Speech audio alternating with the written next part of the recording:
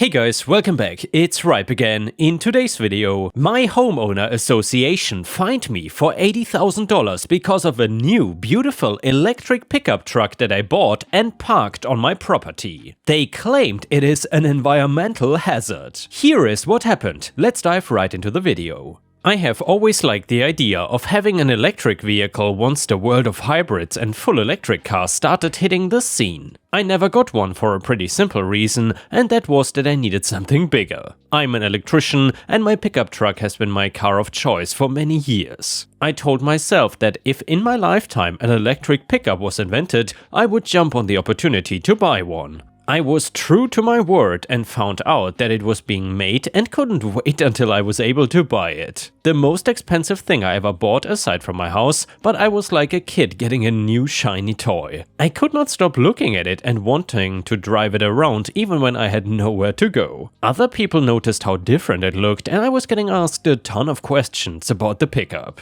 How many miles it could go on a single charge, and if it was quiet like smaller electric cars were. I'd never been this popular in my life, and I was eating up every second of it. I now understand why celebrities love the attention they get at times. It can be as addictive as a drug. The only people that did not seem to be happy with my recent purchase were the HOA. They instantly sent me a letter, including a fine, claiming that my pickup truck violated HOA laws and was illegal for me to keep on my property. That vans and trucks needed to be kept either in a garage or at a separate location like a worksite. I was not gonna pay them anything because I knew that they didn't have the right to tell me what car I was allowed to have. I did belong to the HOA and had to follow their rules, but I refused to get rid of my truck. Even if it was a rule they had, it was not a fair one. I started getting fines that in the end amounted to over $80,000. What caused me to go and get a lawyer was something they told me on the phone at one point. Me, hello? HOA, is this OP?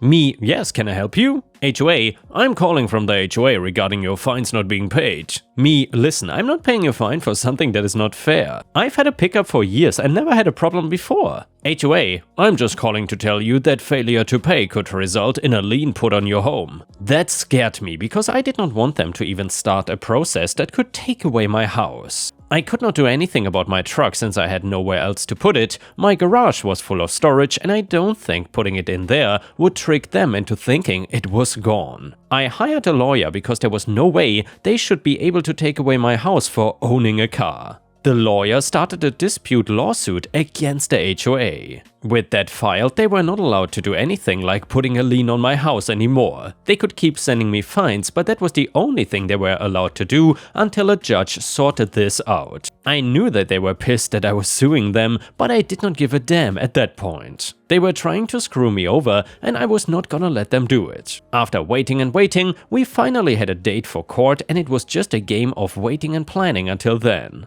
When we got to court, we each were able to argue our side of things, where my lawyer did most of the talking in my defense. The HOA first tried to argue that in their bylaws I could not have a truck on my property, and I was in clear violation of that. My lawyer was good and found that in the context they were talking about a commercial vehicle. The trucks meaning the big semis and stuff like that. My truck was legally considered residential, and even though I used it for work, that did not make it commercial. Their main argument was destroyed in a matter of minutes, then they did this gem. HOA lawyer, the other bylaw that he violated is in regards to dangerous and hazardous items on the property. This electric vehicle is using a lithium battery to run, which has been known on several occasions to explode. It could also leak and cause damage that we haven't begun to fully understand yet. He is putting everybody in danger. My lawyer, if you're going to ban this car for being dangerous, then every single car should be banned. Gas cars can explode too, and if there's damage, it can leak out as well. There's no increased danger from his car than anybody else's. My lawyer was great, thinking on his feet, because I would not have come up with that response even if I had days to think about it. Things did not end there, with the HOA going back and forth trying to argue every single thing they could think of to make me get rid of the pickup truck. Even arguing that it was okay for me to have it, but that during the night I needed to put it in my garage for some reason I couldn't remember. I think the funniest argument was that it would cause accidents not because of a battery or anything, but because it would be such a distraction that people driving would look at it and not pay attention to the road, saying that my truck would cause dead children just by sitting around and doing nothing in my driveway. The judge was mad at them making a mockery in court and dragging things on just to seemingly drag them on. Finally, the judge found in favor of me and forced the HOA to revoke all the fines against my truck, further telling them that continued contact with me regarding it could result in a restraining order or their entire organization being put under investigation and then being shut down. The HOA here was not one that got in a lot of trouble, but they did have a tendency to push boundaries. I felt like it was my duty to let people know that the HOA was on thin ice and to report anything they felt warranted it. It was a dirty move on my part, but I was having too much fun to care about it. I'm writing this story today because I just got the news that the HOA was now being shut down after being reported by somebody else for unfairly fining them. I don't know the details of what happened, but I'm guessing they again tried to fine people for things that were not actually against the bylaws unless you squinted really hard,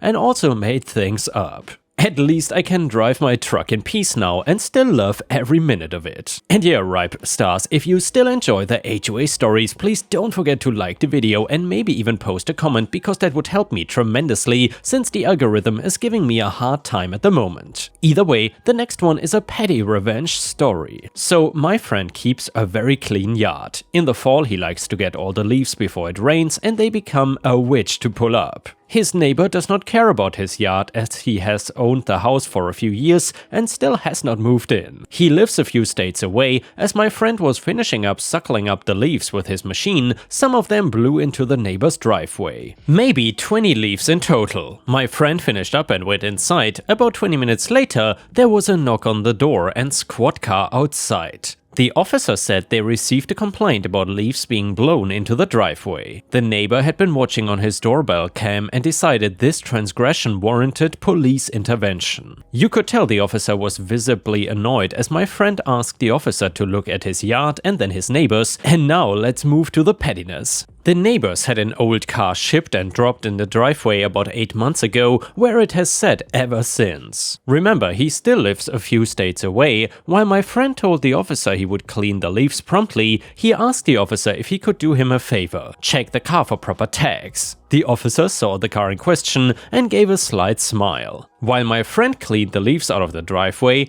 then officers were walking around the car, looking at the VIN and running information. You could hear the neighbor on his doorbell asking what the problem was. There is a law that any car that is in the driveway must have tags and insurance on them. The police gave him a call and told him his car was in violation and he either needed to put the car in the garage, which would need to be lifted and dropped in the garage, or get the registration, insurance and an e-check on the car that cannot be driven taken care of within 2 weeks, or they will be back to tow the car and ticket him. Dude cost himself a 10-hour car ride to get his car lifted and stuffed in the garage, all over a few dead leaves. And the next one is a malicious compliance story. Some background: I started my first full-time office job at a corporate America hellhole a week after college. It was an industry I had not worked in before and I needed to be licensed. The company that hired me, we will call them Smith Inc., paid for my licensing fees, study materials, classes, etc. for me to become licensed. The total cost was about $500.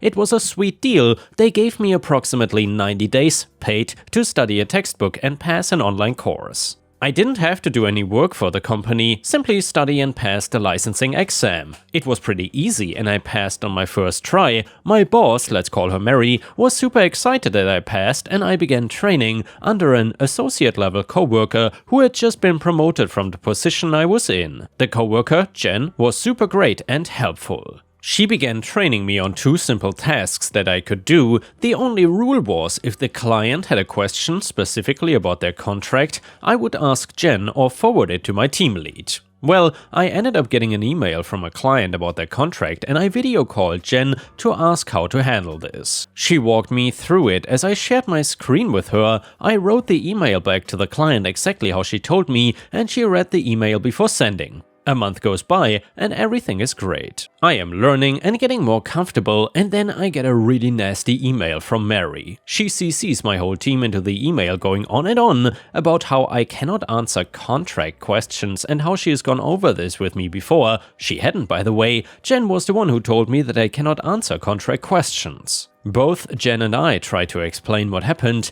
and that Jen was the one who wrote the email. I just typed what Jen said and sent it from my email, since the client emailed me and not Jen. Mary then calls the team up in a video call and goes on about how I don't know anything and I just started and I really don't know how this industry works and that answering contract questions is out of my job description. It went on for about 5 minutes. I say okay and get off the call crying. The next day, out of pure pettiness, I simply do the absolute bare minimum. I don't know anything, right, Mary? So I still complete all my tasks and everything that's required of me. Anything more advanced that I would normally try to learn with Jen's help? Nope. I just forwarded it to our team lead and said, sorry, Mary said I cannot do anything outside of my job description. Work was much less stressful after I decided to listen to Mary, and what many others told me before, don't do anything outside of your job description. Also, Mary later fired me for being a whistleblower when I reported the company to the health authority for violating the pandemic protocols. I sleep better at night knowing how much money Mary wasted on training me. And yeah, Ripe Stars, if you've ever gotten malicious compliance in your workplace, then please let me know what happened, because I would love to hear about it. And the next one is a relationship am I the a-hole story. So my 25 female father married my stepsister's 23 female's mother when I was 4 and she was 3. We have lived together most of our lives and are a family. She and I were extremely close. She developed cancer when she was 14 and was sick for about 2 years. She has since made a full recovery. During that time, my parents became understandably overprotective. They also asked a lot of me. I quit my extracurriculars so I could get a job. The money went towards her medical bills and so I could drive her to appointments. I did not go to dances and any fun activities that I did need to include her. I did almost all of this willingly, the exception being having to quit my high school volleyball team. I did throw a bit of a tantrum about that, but that was swiftly punished. And I think having one emotional breakdown was pretty chill given the circumstances. Anyhow, I go to college and meet my ex, we will call him Ben, when I'm a junior. We fall in love, blah blah blah. He and I move in together when we graduate, so we've been living together for about 3 years. We were serious until July when I walked into my bedroom and saw him screwing my sister. I broke it off, tears were shed, he moved out, etc. My sister apologized at first, but then backed off. I thought she was giving me space, but last week she called and asked if we could meet up. She told me that she and Ben were in love and were just telling me as a courtesy before they started posting photos online. Distraught, I left her in the restaurant by herself and did not pay my portion of the bill. She later Venmo'd me asking for money. She told my parents, who then called me to their house telling me how disappointed in me they are for not supporting my sister's relationship with Ben. They brought up the fact that because she had cancer as a teenager, she never learned proper social etiquette and has a hard time meeting people. I don't buy this, in part because I've seen her socialize just fine, and since we spent a good chunk of time she was sick together, that would also mean that I should have bad social skills as well by that logic. They then told me that if I don't accept my sister and Ben's relationship, they may have to go no contact with me. I reminded them that I'm also their daughter and they should understand my point of view, but they are adamant that this is about me being jealous of her. For the record, I'm not jealous of her, I'm not upset that Ben picked her over me, I'm sad about the end of the relationship and I do feel betrayed, but Lord knows that I don't want to be with a cheater. What I'm upset about is the fact that my sister chose Ben over me. Also, that she slept with Ben knowing that he and I were in a long-term committed relationship and continues to be with him knowing how much it hurts me. Now no one in my immediate family is talking to me and I'm getting messages from aunts and uncles and cousins telling me that I'm an a-hole and a selfish Karen. So yeah, Ripe Stars, let me know what you think about this story. Do you feel that OP is the a-hole here or not? But honestly, I would be surprised if anyone says that OP is the a-hole. That family sounds absolutely ridiculous. Anyway, comment number 1, not the a-hole, her lack of social etiquette is due to their lack of parenting, not cancer. You are better off without these people. ETA, her asking you to a restaurant to deliver bad news and then requesting money for it is ridiculous. She sucks. Comment number 2, not the a-hole, she wanted you to Venmo her money? Damn, you already Venmo'd a BF to her. She is a sad, greedy, jealous individual who uses her illness to excuse her bad behavior. If you take her cancer out of the equation, then it's likely no one in the family would even talk to her. Having cancer does not give her a get-out-of-jail-free card. It is not an excuse for betraying you, she is a massive a-hole.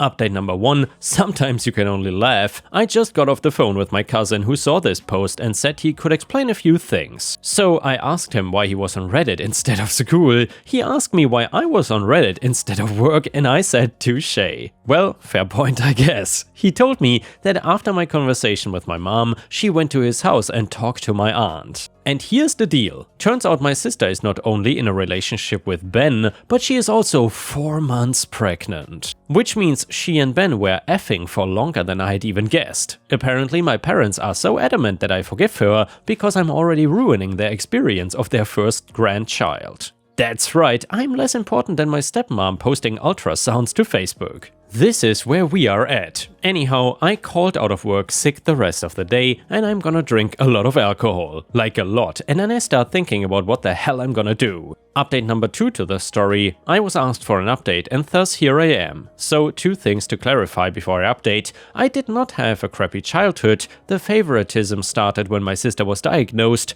I moved out soon after and have been pretty independent since then. Not saying that how my parents treated me during those years were a-okay, but I was not Cinderella. I didn't drink myself into oblivion, I had 2 white wine spritzers. But anyway, I appreciate the concern from folks. Anyhow, the update. I got in touch with my sister and asked her to meet up again at a park, no bill involved. I asked her if she was pregnant and she told me the truth. She said she wanted us to still be in each other's lives and that she wanted me to be in her babies. And to be honest, Ripe Stars, I don't understand that part of the story. Maybe I copied something wrong from the subreddit or whatever, but I just couldn't see the mistake. Anyway, a Redditor, and I forget who, I'm sorry, mentioned that she may ask me to be the godmother, and that person was correct. But as many of you pointed out, if I did not cut her off, I would just become her bank and daycare employee. So I told her I could no longer be in her life, and I left her crying on a park bench and I felt like the worst person in the world. I emailed my parents and told them how betrayed I felt and that I would be cutting off contact with them. To my stepmom's credit, she apologized and she explained that she never thought my sister would live to have kids and that she let her emotion over that get the better of her.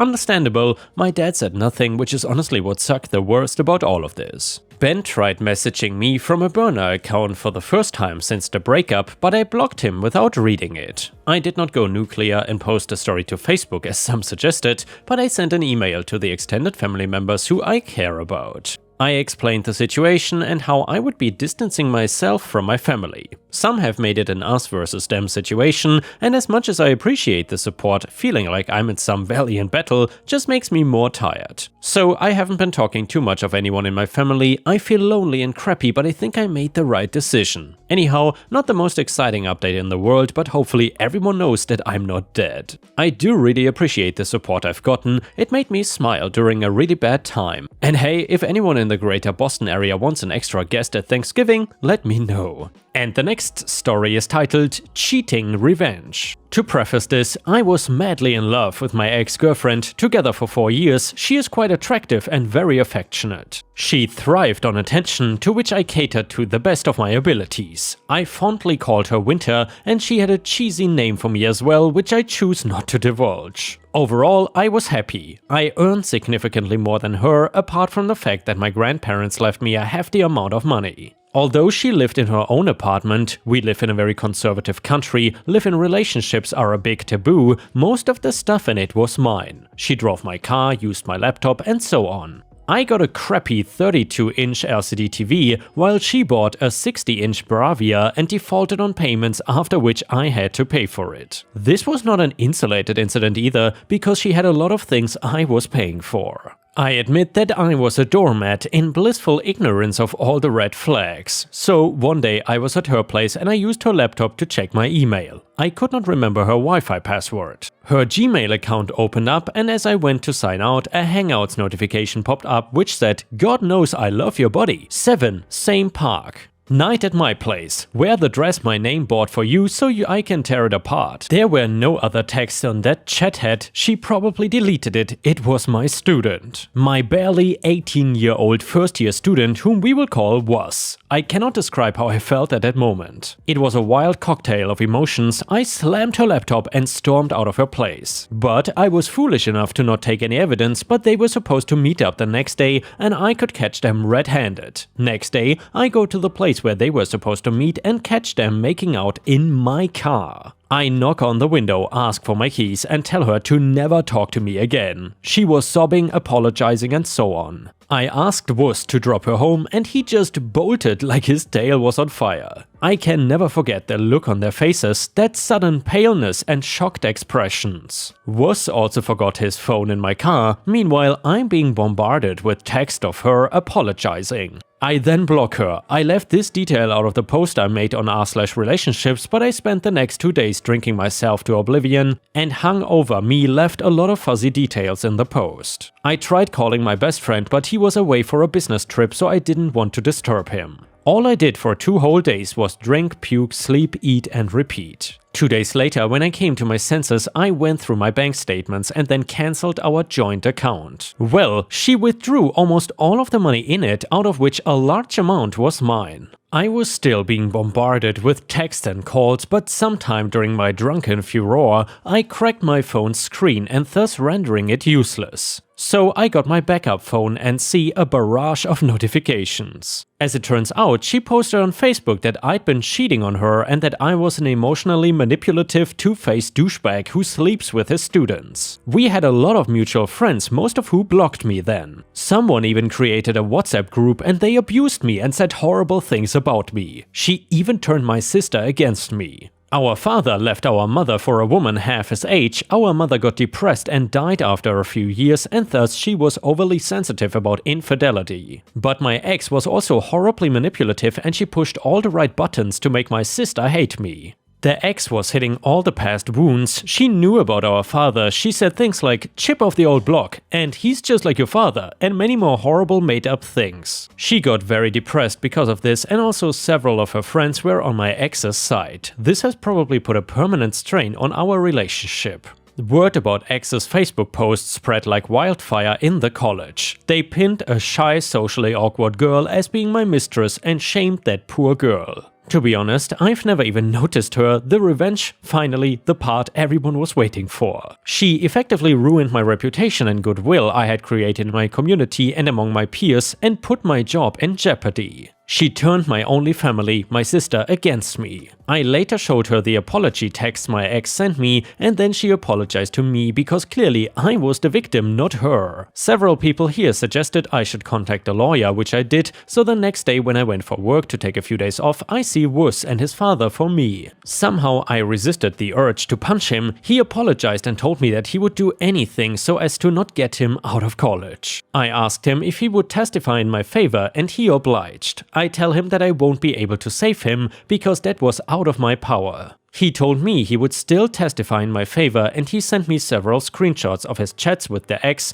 thus confirming that she was cheating on me and not the other way around. I pressed charges under IPC, Indian Penal Code Section 499, defamation 500 and 504, intentional insult with intent to provoke breach of the peace. The day of the hearing was frankly the best day of my life since the breakup. She said a lot of malignant things about me, was yelling to the point that the judge had to scold her. Her lawyer asked for an out-of-court settlement, but I politely declined because it's not only my life she has inevitably screwed over, it would have been a lot more cheaper and I would have gotten some dough, but screw her. This was quite a scandal, but since I have a tenure of 5 years, they cannot fire me. I was transferred to another college instead. Same pay, same incentives, but I will have to travel a bit more than I prefer. As for her, she is knee-deep in crap. She was a librarian, she is a library science major in the institution I worked for and was fired as soon as I notified the authorities. The reason being, philandering with a student. This has also screwed up her chances at procuring a job in the future. She also faces jail time, as mentioned under section 500 and 504, which can extend up to imprisonment for over 2 years. A fine or even both, and Indian jails, jeez. She can post for bail, however, Wuss has been expelled. The money she stole, that would be going to her lawyer. My best friend went to her apartment, got my stuff back for me, which included a futon, a refrigerator, an air conditioner, a laptop and several expensive electronics and some jewelry. She would keep the TV though because it is in her name. She would probably have to sell it because lawyers ain't cheap. She has no job now and no savings. This is in India, and as you might have guessed, people are very conservative here. At some point she will have to reach out to her parents, who still think that she is a virgin. And with this we have reached the end of the video. However, if you cannot get enough of my content, please check out my endless playlist where you can find thousands of hours of content. In addition, please don't forget to subscribe to my channel to not miss any of my daily uploads. Thank you so much in advance, and I hope to see you again tomorrow.